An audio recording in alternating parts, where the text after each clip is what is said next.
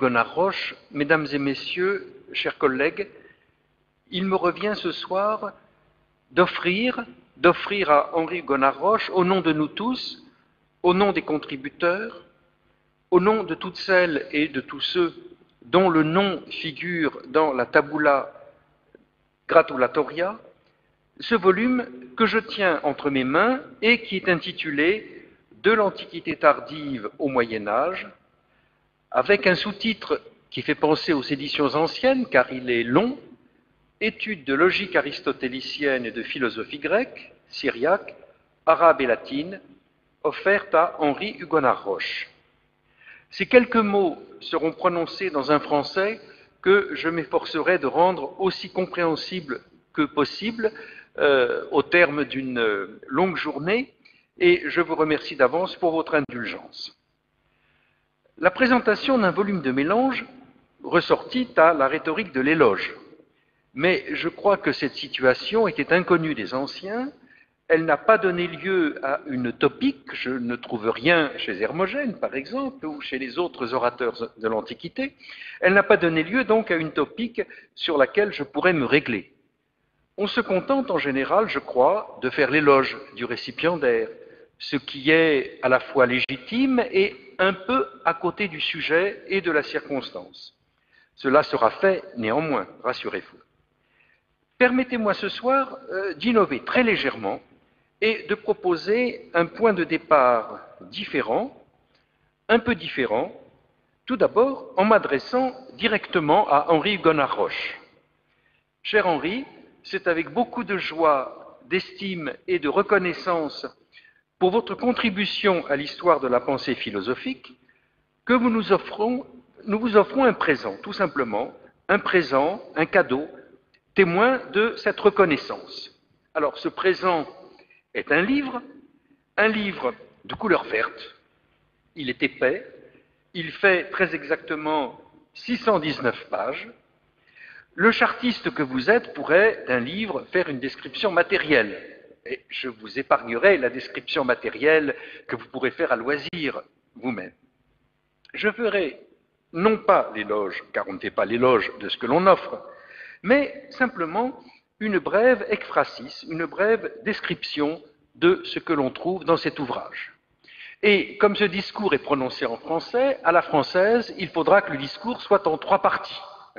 Primeres, et Simplicius lui-même nous apprend que c'est la forme parfaite d'un discours, quel qu'il soit. Alors, j'ai pensé que le plus simple serait de commencer par une ekphrasis du cadeau, de prononcer ensuite brièvement une laudatio Henrici, et ensuite, la 3e partie sera un corollaire dans lequel je présenterai les réflexions d'un helléniste, en réalité, qui n'a aucune légitimité à présenter ce livre. Pas d'autre légitimité que celle de l'amitié, étant donné que je ne suis ni spécialiste de syriaque, ni spécialiste d'arabe, que je ne connais pas ces langues, et que je suis simplement helléniste. Commençons donc, si vous le voulez bien, par l'ekphrasis. Cet ouvrage est constitué d'un certain nombre de parties.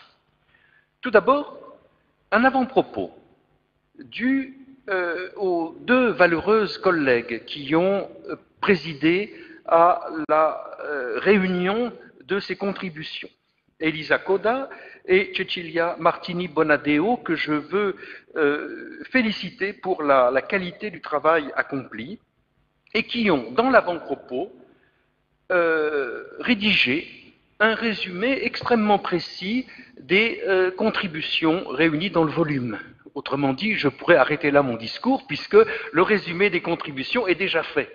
Et n'importe comment, le résumé des contributions, si je voulais revenir là-dessus, occuperait une bonne heure. Ce serait évidemment un peu long. Ensuite, nous avons une bibliographie des travaux d'Henri Hugonard Roche, articles et comptes rendus, de 152 titres, qui frappent à la fois, permettez-moi ce jeu de mots en français, par son ampleur et par son amplitude de sujet, son amplitude chronologique. Et je me contenterai, parce qu'il convient d'être précis, Je me contenterai de citer les deux derniers titres qui, me semble-t-il, sont tout à fait représentatifs des intérêts, des compétences et de la dimension très internationale, très européenne des travaux de notre ami Henri. Le numéro 151 correspond au titre suivant, la Translatio Studiorum d'Alexandrie à Bagdad, l'œuvre des Syriaques. Et c'est un texte bref et très dense qui a été publié dans un très beau volume paru cette année en Suisse, à Genève, Alexandrie la Divine, sous la direction de plusieurs collègues suisses, Charles Mella, Frédéric Mery et d'autres collègues français. Il s'agit d'un ouvrage de valorisation de très haut niveau qui accompagnait l'élection organisée cet été, depuis le printemps, à la Fondation Bodmer sur la culture alexandrine. Le numéro 152 est tout à fait symbolique de l'engagement d'Henri dans l'entreprise du Graal, n'est-ce pas, qui régulièrement nous réunit autour d'objets philosophiques envisagés dans la longue durée et dans la perspective de la translatio. Il s'agit de la rédaction d'un exposé que j'avais eu le plaisir d'entendre, la question de l'âme dans la tradition philosophique syriaque du VIe au IXe siècle, et il vient d'être publié dans la revue Studia Greco-Arabica, le volume 4 de 2014. Ces deux textes, très différents dans leur sujet, montrent l'ampleur et la variété des curiosités d'Henri. Alors, je continue la description du volume.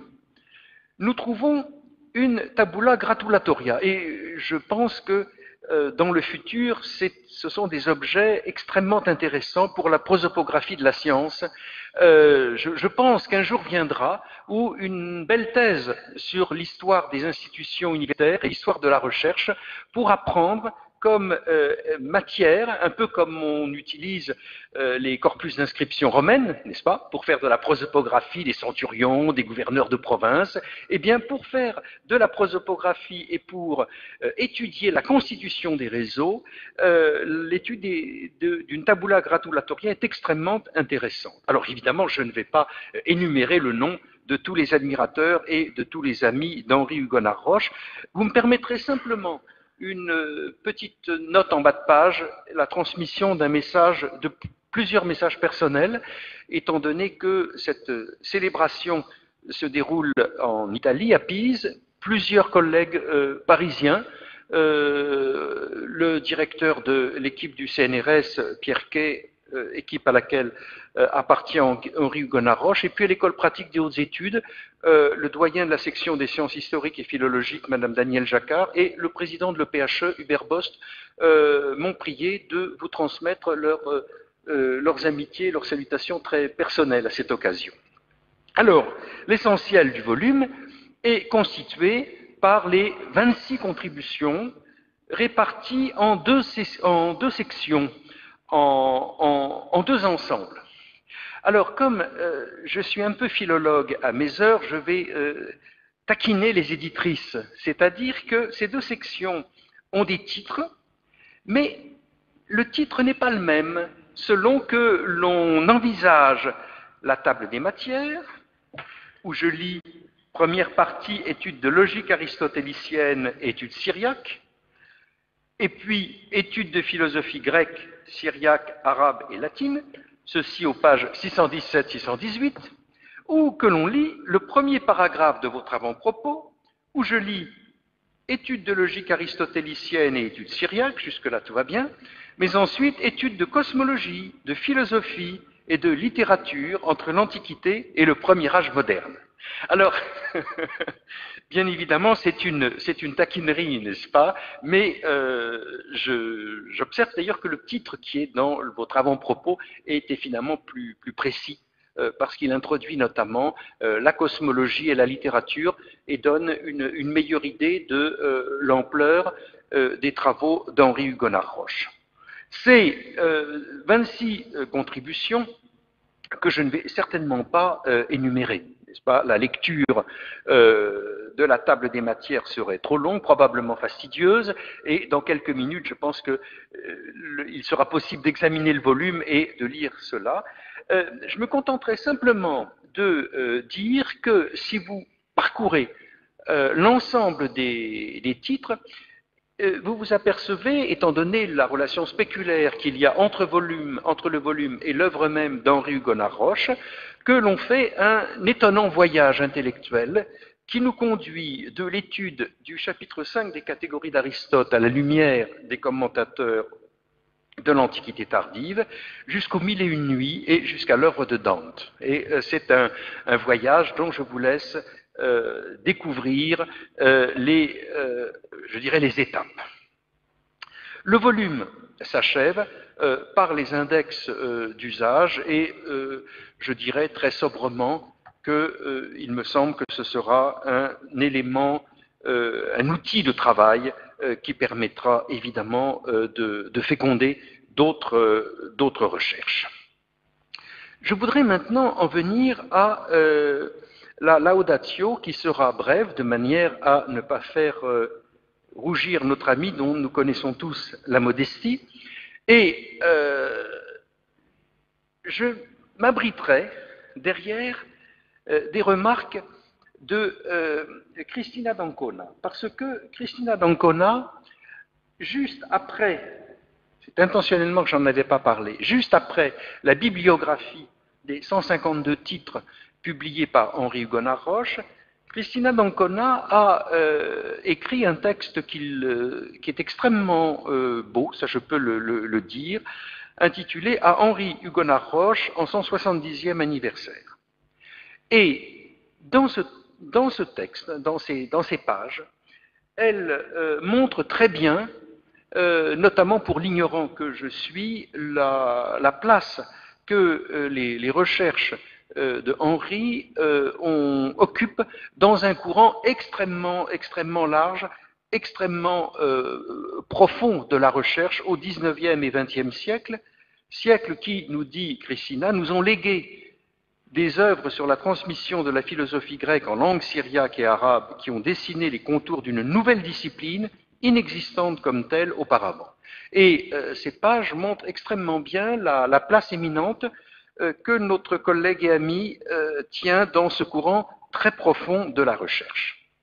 Et passant plus particulièrement à l'examen de l'œuvre d'Henri Hugonard-Roche, je prendrai simplement deux exemples. Aux pages 34 à 36 en chiffres romains du volume, Cristina d'Ancona souligne le fait, et cela nous permet d'atteindre directement le cœur de l'œuvre, souligne que tout un volant, je cite, tout un volant des recherches de Henri Hugonard-Roche porte sur ce tournant majeur de l'histoire de la philosophie arabe qu'est l'assimilation de la logique aristotélicienne par les savants de langue syriaque et de religion chrétienne, en une sorte de vision générale, au 6e, 8e siècle.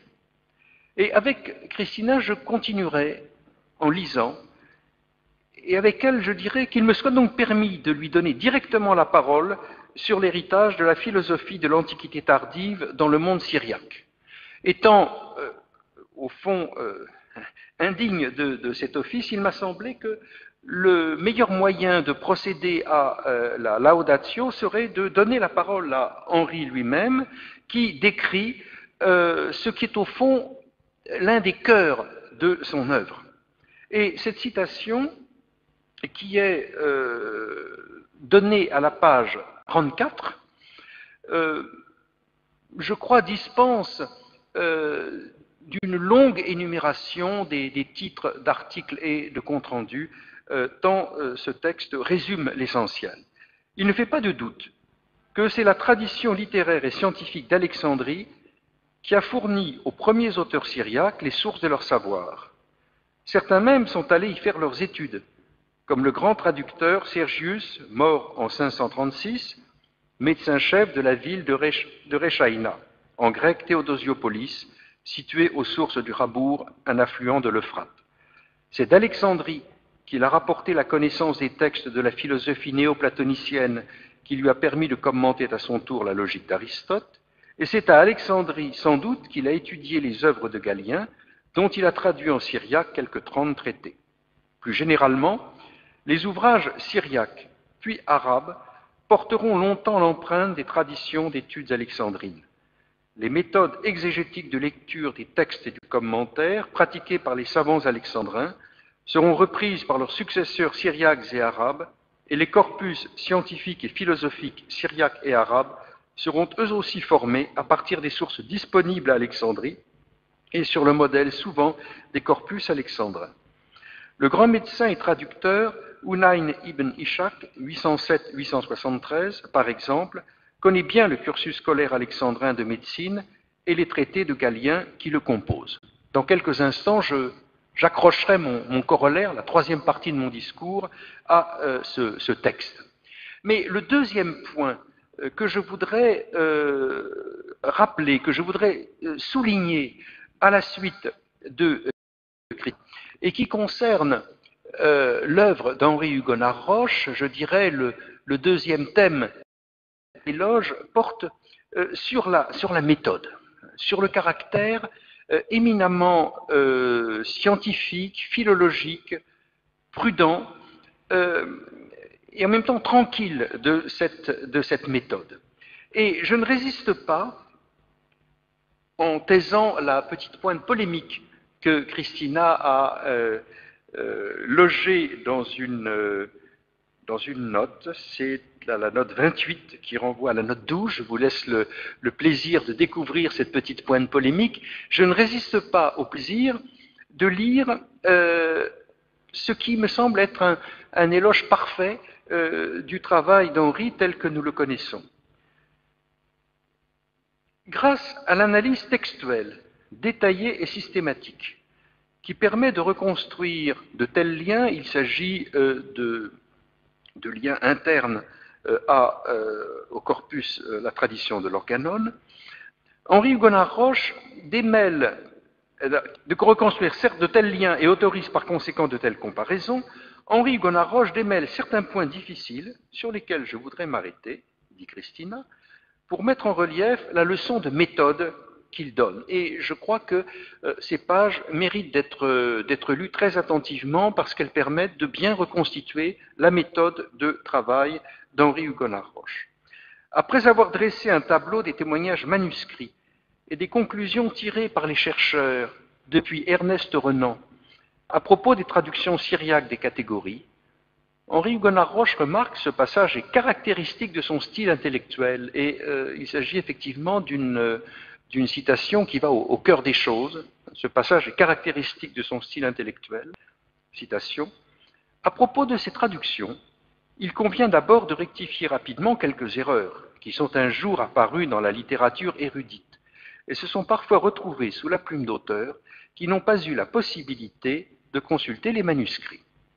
On ne peut pas exprimer avec plus de clarté, me semble-t-il, la nécessité de toujours revenir aux sources, mais aussi de rectifier avec une urbanité de bonne aloi, je dirais, les erreurs d'autrui.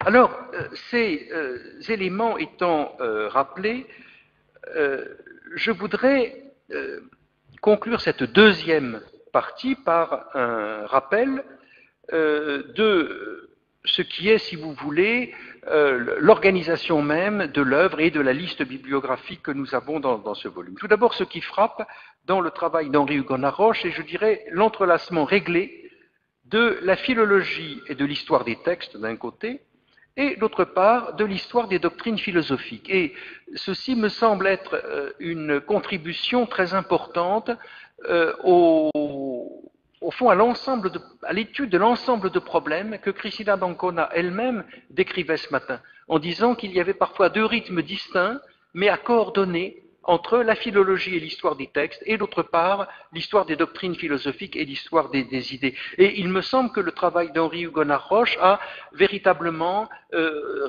décrit ce mouvement de rapprochement et parfois d'éloignement entre l'une et l'autre chose.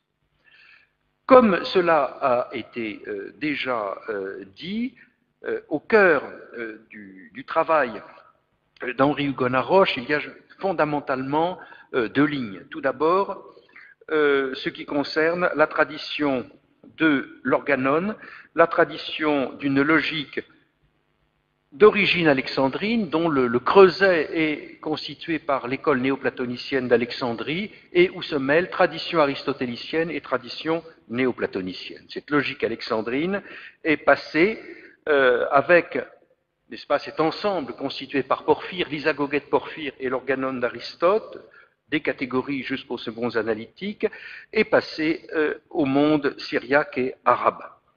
Et d'autre part, d'autres travaux d'Henri Hugonard Roche ressortissent à ce qu'on pourrait appeler la philosophie de la nature, l'astronomie, la cosmologie, avec un intérêt marqué à plusieurs reprises pour le Timée, pour le Décaélo et même pour la physique d'Aristote. Ce sont en gros les deux courants principaux. Et cela me permet d'en venir à, rassurez-vous, la fin de mon discours, le corollaire personnel, qui est quelques réflexions d'hellénistes à partir d'une question extrêmement simple. En quoi est-ce qu'un helléniste classique qui, par la force des choses ou son ignorance, reste à l'intérieur du domaine grec, est concerné, intéressé, instruit, stimulé par les travaux tels que ceux que vous menez? Eh bien, je pense qu'on peut dire que l'étude d'une tradition, jusque dans ses aspects parfois épars, parfois morcelés, sous forme d'échos variés, d'échos sélectifs, l'étude d'une tradition, d'un Arleben, si vous voulez, l'étude d'une translatio, des choix, aussi bien que des pertes, permet de souligner des éléments de spécificité qui pourraient ne pas apparaître très clairement à l'helléniste un petit peu enfoncé dans sa matière. Et je voudrais vous faire part finalement de quelques réflexions qui n'apprendront rien aux spécialistes, mais qui peuvent avoir leur utilité relatif à la question du néoplatonisme tardif et de l'école d'Alexandrie. Il me semble en effet, et la présentation de ce livre s'articule assez bien au thème qui est celui de ce très beau colloque. Il me semble en effet qu'il y a deux questions majeures à discuter pour parvenir à comprendre un peu ce qu'est le phénomène du néoplatonisme grec. D'une part, la question qui a déjà été évoquée, qui est celle de cette distinction, cette différence étrange entre l'œuvre de Plotin d'un côté et, je dirais, presque tout le reste du néoplatonisme que l'on appelle parfois post-plotinien, à partir de Porphyre Jamblique jusqu'à au moins Simplicius. D'autre part, il y a une question qui, à mon avis, devra un jour être reposée sereinement, qui est la question de savoir s'il y a une spécificité de l'école d'Alexandrie, de l'école néoplatonicienne d'Alexandrie, par rapport à l'école d'Athènes. Il s'agit de reprendre un débat qui n'a pas été clos, me semble-t-il, mais qu'il faudrait reprendre d'une manière apaisée et peut-être non polémique. En tout cas, l'ensemble des travaux d'Henri Hugonard Roche et des collègues qui travaillent sur les mêmes domaines ne peuvent que conduire l'helléniste à privilégier l'hypothèse d'une certaine particularité, spécificité de l'école d'Alexandrie, dans son contenu et dans son destin. Dans son destin, parce que, comme cela est expliqué dans la citation d'Henri que je lisais tout à l'heure, beaucoup de sources, sinon la plupart des sources qui ont été utilisées par les savants syriaques puis arabes ont une origine textuelle, une origine philologique alexandrine, et d'autre part, une question aussi de choix intellectuel. Alors, si vous voulez, je pense qu'il faut rappeler un certain nombre de choses qui jouent un rôle dans les textes et les doctrines qui sont ici étudiés. Qu'est-ce qui caractérise le dernier état du néoplatonisme? Celui que l'on observe par exemple au 5e et 6e siècle. Bien, je dirais tout d'abord la solidification de l'idée de système. C'est la grande différence par rapport à l'œuvre de Plotin. Nous avons un système et il y a un idéal de systématicité qui est porté, on le sait, à son plus haut degré de perfection dans l'œuvre de Proclus, aussi bien à travers la théologie platonicienne que les éléments de théologie. Et l'on sait quelles sont les phrases enthousiastes écrites par Hegel lorsqu'il a découvert évidemment cette œuvre. D'autre part, ce qui caractérise ce néoplatonisme par rapport à celui de Plotin, c'est la complexification des niveaux de la réalité, une sorte de plurification des niveaux de réalité contre la simplicité du système plotinien, et aussi le tournant théologique qu'effectue le néoplatonisme à partir de Jamblique. C'est évidemment une grande différence entre, disons, les 3e et 4e siècles. Ce qui est très intéressant et ce qui est particulièrement important pour l'école d'Alexandrie, c'est aussi l'intégration progressive d'Aristote dans la philosophie néoplatonicienne et dans le cursus d'études. Alors, il ne s'agit évidemment que d'une accentuation, que de la dernière étape d'un très long cheminement remontant à l'époque de la République romaine, mais qui, au 5e siècle, après même les critiques formulées par Syrianus, formulées encore par Proclus dans le commentaire au Timée, nous voyons effectivement Aristote pleinement intégré au néoplatonisme et constitué en propédeutique.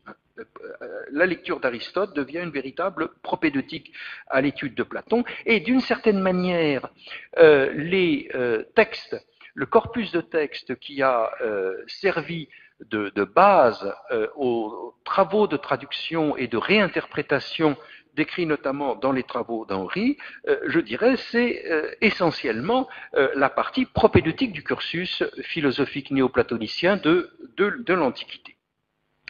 Autre élément extrêmement intéressant aussi pour la conservation des textes et pour la disponibilité des textes, et je crois qu'on n'insistera jamais assez là-dessus, c'est le rôle de la structure institutionnelle de l'école. Nous ne savons pas autant que nous le souhaiterions sur l'école néoplatonicienne d'Alexandrie ou sur les conditions institutionnelles, pédagogiques dans lesquelles les textes étaient commentés.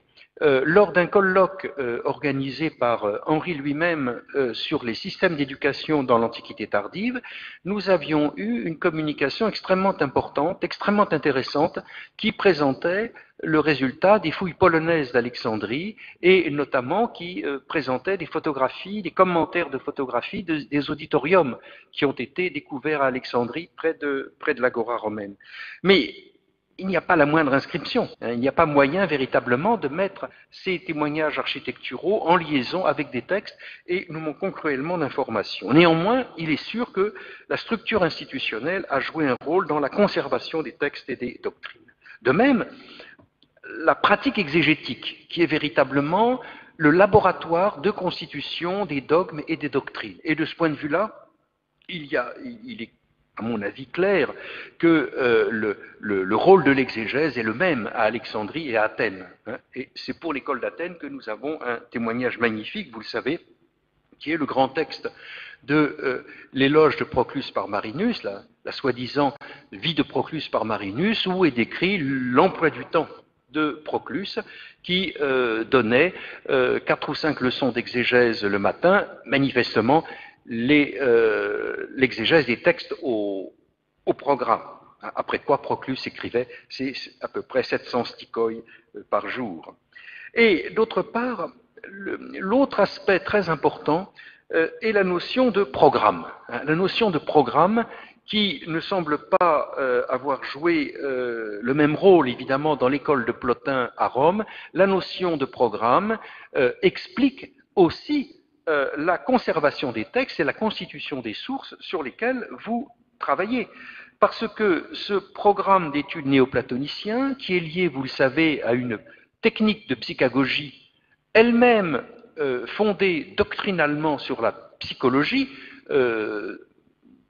d'esprit néoplatonicien, il s'agit d'élever les âmes particulières, méricailles, imparfaites, atélestérailles, vers, disons, une ascension en direction des principes. Ce programme est à la fois une pratique, un programme d'études qui détermine, je dirais presque, un calendrier de travail, mais très certainement est aussi un élément fort important pour la constitution des bibliothèques, la conservation des textes. Ce n'est pas un hasard du tout si le texte sur lequel nous avons conservé le plus grand nombre de commentaires tardo-antiques, les catégories d'Aristote, étaient au début du cursus. Puis après, on a moins d'énergie et on écrit moins de commentaires. Alors j'en viens à quelques considérations très brèves, avant une simple phrase de conclusion, sur un dossier évidemment très, très difficile, qui est celui des bibliothèques et de l'histoire des textes. Parce que pour que ces sources grecques soient accessibles aux traducteurs et interprètes des siècles suivants, il fallait évidemment qu'il y eût une ou plusieurs bibliothèques. Et il est clair que l'école philosophique d'Alexandrie a dû avoir une bibliothèque conservant les textes majeurs. Il a été question, je me suis permis ce matin de faire allusion à la possibilité que l'archétype de la tradition manuscrite de Plotin ait fait partie de la collection philosophique. Il y a un dossier très complexe qui, à mon avis, concerne les recherches menées par Henri Gonaroche, concerne aussi les discussions que vous menez ces jours-ci, qui est celui du destin des bibliothèques et des livres. Alors, je n'aurai pas l'imprudence de m'engager sur le terrain ô combien mouvant du destin des livres utilisés par les néoplatoniciens de l'école d'Athènes, de mon point de vue non liquet. En revanche, en ce qui concerne l'école d'Alexandrie, je fais partie des gens qui considèrent comme assez raisonnable l'hypothèse de Westerink, selon lequel les vestiges de la bibliothèque philosophique d'Alexandrie seraient à la source philologique et codicologique de la copie des manuscrits de la collection philosophique dans la deuxième moitié du IXe siècle. Alors, cette question est extrêmement débattue actuellement. Il y a tout un courant de pensée illustré notamment par Guglielmo Cavallo, Filippo Ronconi, qui tente à détruire la notion même de collection philosophique. Il n'empêche que un ensemble de manuscrits ayant une cohérence paléographique et codicologique copiés à Constantinople dans la deuxième moitié du IXe siècle et ayant une cohérence thématique, ces manuscrits devaient avoir des modèles. Et des textes comme les commentaires de Proclus, les œuvres de Damasius ne devaient certainement pas dans l'Antiquité se trouver n'importe où, ni en un très grand nombre d'exemplaires. Autrement dit, l'hypothèse selon laquelle il y ait eu, à un moment ou à un autre, entre le 7e siècle et disons le milieu du 9e, un mouvement de transfert de manuscrits d'Alexandrie à Constantinople demeure, me semble-t-il, une hypothèse raisonnable. Alors, je n'ai pas du tout la compétence pour discuter évidemment du lien qu'il faut probablement établir entre cet aspect de l'histoire des textes à Byzance et, d'autre part, ce que d'autres connaissent bien mieux que moi quant aux activités de traduction.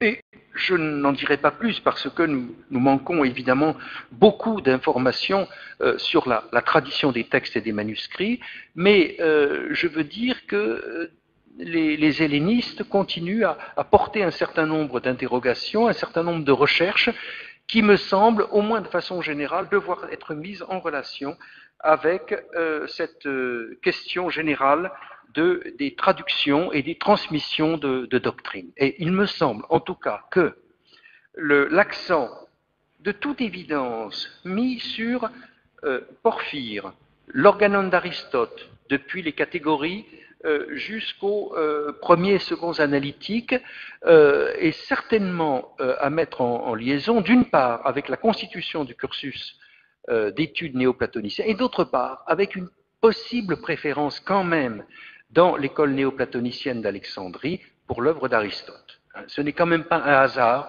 si, dans la tradition des textes, si l'essentiel des commentaires sur Aristote, pas tous, il y a le cas Simplicius, certes, mais quand même, un très grand nombre de commentaires sur Aristote viennent de l'école d'Alexandrie, et si les grands commentaires sur Platon, Proclus, Damascius, viennent de l'école d'Athènes. Je pense que cette constatation de bon sens permet de montrer qu'il y a une préférence sur l'étude d'Aristote, Aristote et les sciences probablement, puisqu'il y a aussi Galien, l'astronomie, à Alexandrie, et je crois que cet état de l'école néoplatonicienne d'Alexandrie explique évidemment un certain nombre des phénomènes textuels qui sont étudiés notamment par Henri Hugonard-Roche. Alors voilà, je mets fin brutalement à ce corollaire un petit peu trop long, et très simplement, je réitère à Henri Hugonard-Roche l'expression de tout à la fois notre admiration, notre reconnaissance et notre amitié symbolisée par ce livre.